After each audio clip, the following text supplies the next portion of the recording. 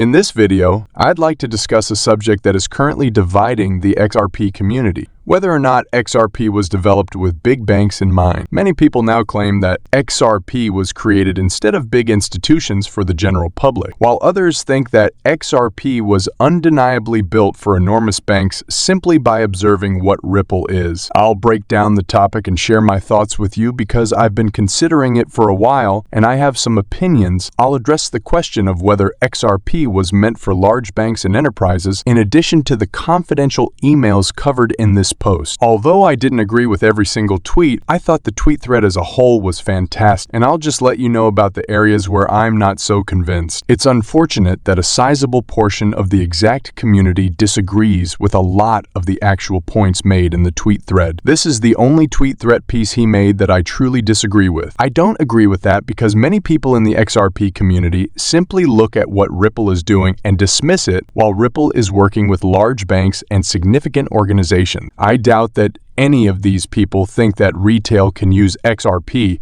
because they only see what Ripple is doing in general, which is that Ripple, the company primarily responsible for XRP adoption, appears to be focusing exclusively on large banks and financial institutions. Since Ripple employs the XRP creators, it appears that XRP was created by Ripple to assist huge financial institutions and banks. Major organizations, therefore, it is likely that this is why XRP was created in the first place. It's understandable why people might believe this, but Panos makes some pointed remarks that, in my opinion, sort of debunk that notion. He asserts that XRP was specifically created to undermine the large bank's monopoly and disintermediate it. It's important to note that he is not suggesting that XRP was designed to eliminate banks. Rather, he claims that its purpose was to do just that. And I believe him because I think XRP will ultimately give banks more. I think that's why they're using it.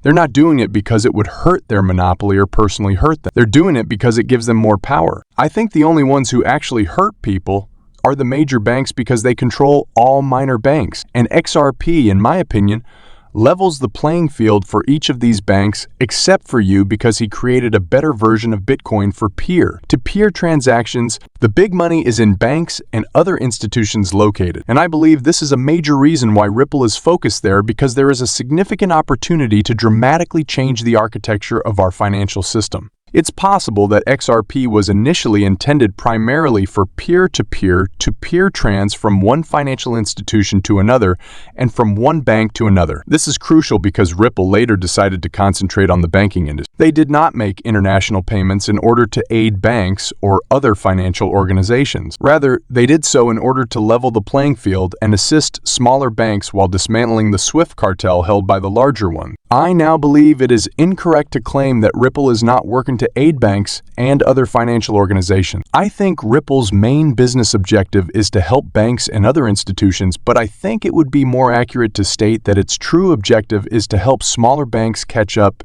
to the larger ones and to help develop a new financial system that will make it easier for everyone to transact. Guys, no one wants to have to wait. Instead, organizations want to spend a lot of money to ensure that money flows continuously. No organization wants to wait to receive its revenue. I believe the main takeaway from this is that since XRP is a decentralized open source technology, anyone can use it. As a result, in my opinion, a new cryptocurrency called XRP will lead to a much more robust monetary system, with money velocity increasing dramatically as a result, will help the entire financial sector.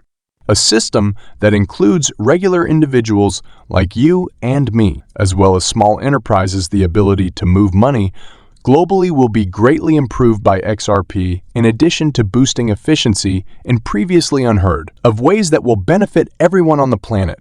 I also believe that once more programmability is added to the XRP ledger and more developers work on it, XRP will disrupt financial solutions that we had never thought of before, in addition to prior technologies.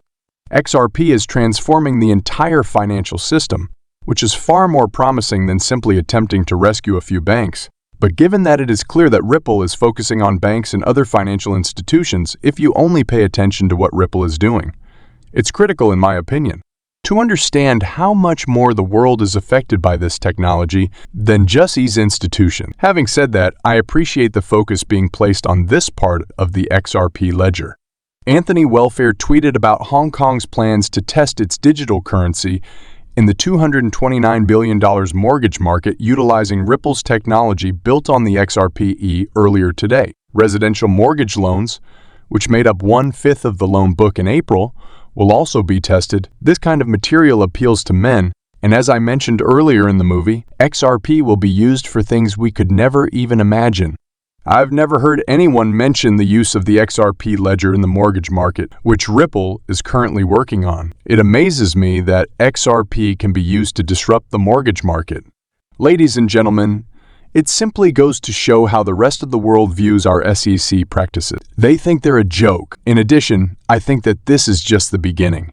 Guys, these major organizations are aware that XRP has the potential to completely transform the financial system, and the fact that these banks are on board means that they are essentially endorsing what XRP is doing, which I believe is a huge vote in favor of how it will revolutionize the financial sector. To wrap this up, another amazing example of one of Japan's largest institutions emphasizing the need for XRP adoption is the release of the Hyman emails, which is scheduled for June 13th, is one of two significant events I want to talk about.